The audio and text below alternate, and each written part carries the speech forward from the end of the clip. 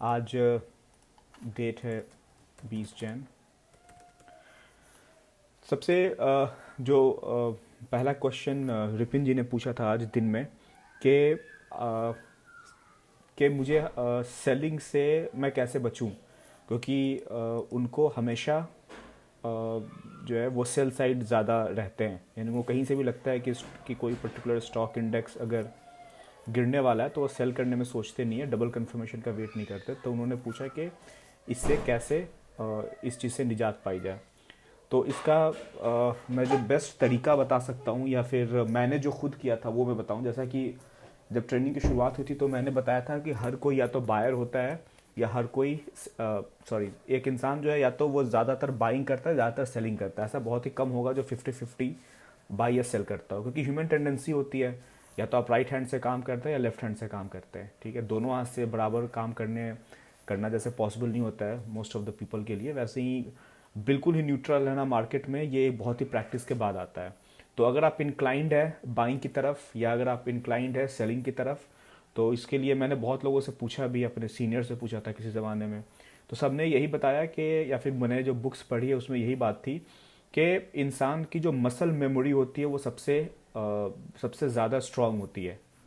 तो अगर आप सेलर हैं, आपको लगता है कि नहीं मैं बहुत जल्दी सेल कर देता हूँ और मेरे से गलती हो जाती है, या आप बायर हैं और आपको लगता है कि नहीं कोई स्टॉक गिर भी रहा होता तो मुझे लगता है कि यहाँ से उठ जाएगा, तो इस चीज़ को चेंज करने का एक तरीका है जो टाइम के साथ आएगा। वो ये है कि आप मार्केट में बैठेंगे, एक अकाउंट में छोटा पैसा रखेंगे और आप अपना अपोजिट डायरेक्शन का काम करना स्टार्ट करेंगे।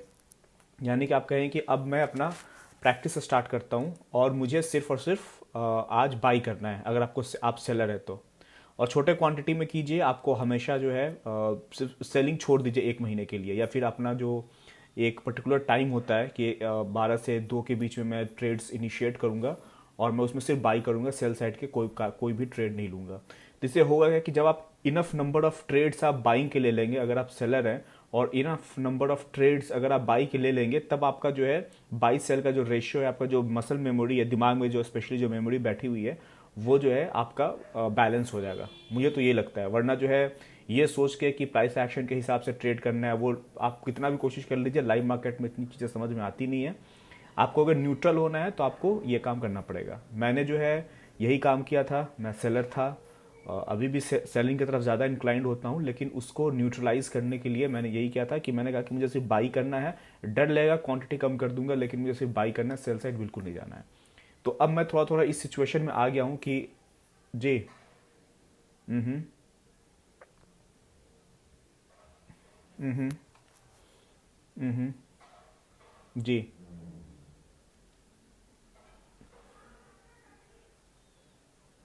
जी जी जी जी बिल्कुल। यस।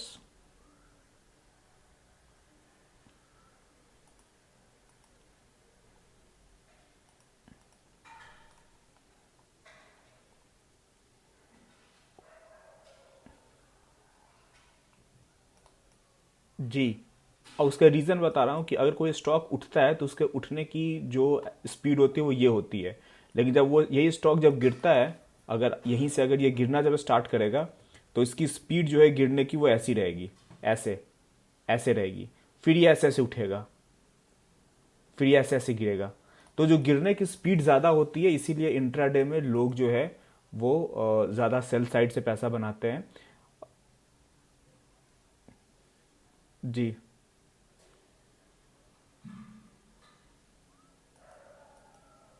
जी,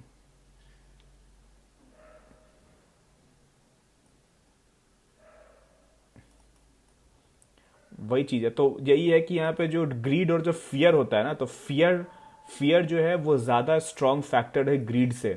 ठीक है, इसीलिए जब डरते हैं लोग तो बहुत तेज़ी से तो सब डरना स्टार्ट कर देते हैं। थोड़ा सा डर मार्केट में फैला नहीं कि सब डर जाते हैं, इसीलिए वेलोसिटी ज़्यादा होती है मार्केट में गिरने की। ठीक है, लेकिन जी,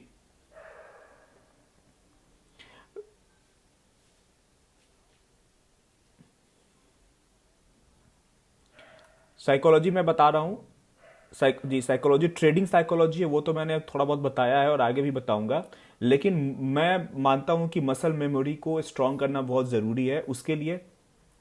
हाँ, आप नहीं सुधरे। उसका रीजन क्या है, मैंने आपको एक होमवर्क दिया था कि आप जितना भी ट्रेड करते हैं आप, ठीक है, आप एक अलग अकाउंट ओपन कीजिए और आप उसमें 2,000 रुपये डालिए, 5,000 रुपये डालिए और उससे सिर्फ और सिर्फ बाई करेंगे, सिर्फ और सिर्फ बाई कीजिए। मैं बता रहा हूं, मैंने जितनी भी साइकोलॉजी की बुक्स पढ़ी है उसमें से सबसे बेस्ट जो मुझे तरीका यही लगा कि जब तक अगर आप दाहिने हाथ से काम करते हैं और आपको बाएं हाथ से काम करना है, तो क्योंकि ट्रेडिंग भी यही होता है, अगर आप बायर हैं और कभी सेल कर दिया आप, तो आपको हमेशा डर लगा रहेगा, और अगर आप सेलर है कभी बाई कर लिया आप, तो आपको हमेशा लगेगा ग्रेविटेशनल फोर्स जो है इस स्टॉक को, पर्टिकुलर स्टॉक को नीचे की तरफ जो है खींच रहा है।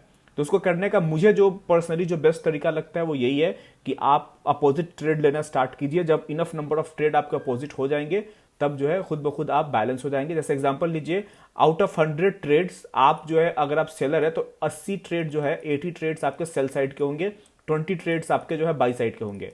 अब इसको अगर न्यूट्रलाइज करना है तो आपको ऐसा करना होगा कि 50-50 ट्रेड्स जो है आपके, जब तक बाई और सेल दोनों नहीं होंगे तब तक आपका माइंड भी कहेगा कि नहीं सेल करो।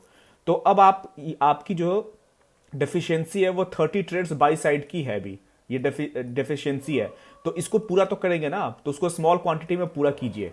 और ये काम करता है, क्योंकि अगर आप देखें, अगर आप पिछले 2-4 सेशन की बात करें तो मैं हमेशा निफ्टी में बुलिश रहा हूं। इसका रीजन ये नहीं है कि मैं बाई की तरफ इंक्लाइंड हूं। मैं जब मैं इंट्राडे में ट्रेड करता हूं तो मैं सेल साइड अभी भी मैं ज्यादा रहता हूं, 60-40 का रेशियो है, 60% ऑफ द टाइम अभी मैं सेल साइड में रहता हूं। लेकिन मैं जो निफ्टी में बुलिश इसलिए हूं क्योंकि कुछ चीजें होती हैं जो एक्सपीरियंस के साथ आती है।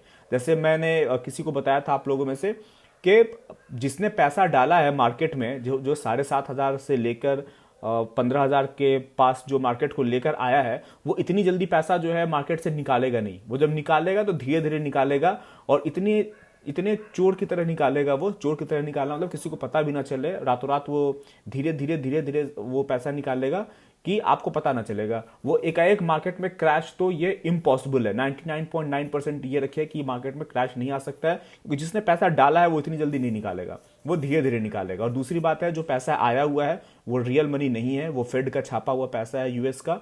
तो वो पैसा जो है वो गवर्नमेंट जो है वो धीरे धीरे निकालेगी, उसको टाइम के साथ निकालेगी।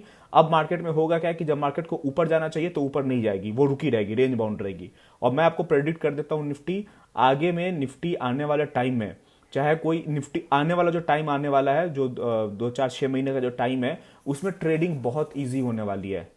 क्यों? क्योंकि आपको एक ही काम करना है, जब ऊपर जाए आपको शॉर्ट कर देना है और जब नीचे आपको बाई कर लेना है।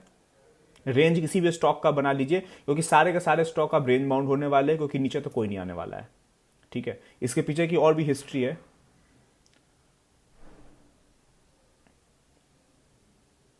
जी हाँ, रिटेल वालों को तकलीफ हुई है इससे, नो डाउट। मैं देखिए, आज का जो पहला स्टॉक है बजाज फाइनेंस है। जी हाँ, मैं लेकिन इसकी बात नहीं कर रहा हूं। आज रिजल्ट मेरे ख्याल से मार्केट क्लोज होने के बाद आया है या पहले आया है? रिजल्ट आज ही आया ना, कल तो नहीं आया था मेरे ख्याल से। आज आया, राइट? हाँ, पूरा बजाज ग्रुप का आया होगा, होल्डिंग का भी आज ही आया होगा। ठीक है, मैं इस चार्ट के बारे में बात करने वाला हूं आपसे। ये जो चार्ट है, ठीक है। अब देखिए, मैं आपको एक 2-4 आपको बातें बताता हूं। इस चार्ट को बड़े ध्यान से देखिए आप, ठीक है। और उसके बाद में मैं अपना एक और विंडो ओपन कर लेता हूं। ये स्टक क्यों हो गया? और मैं दो चार्ट में सिमिलैरिटी दिखाता हूं, और दोनों में अलग अलग प्राइस एक्शन कैसे काम कर रहा है उस चीज को मैं आपको शो करूंगा। ठीक है, फायर्स का चार्ट ओपन हो जाने दीजिए, ताकि मैं सिर्फ विंडो चेंज करूं तो आपको दोनों चीज़ें दिखनी स्टार्ट हो जाए। ठीक है, मैं आपको टाटा स्टील का चार्ट दिखाने वाला था। टाटा स्टील ये रहा। ठीक है, ये चार्ट है। इसमें टाटा स्टील का पीडीएच का लाइन मैं ड्रॉ कर देता हूं, चूंकि ये फायर्स है तो इसमें पीडीएच की लाइन नहीं है। ये हमारा प्रीवियस डे हाई की लाइन है। ठीक है,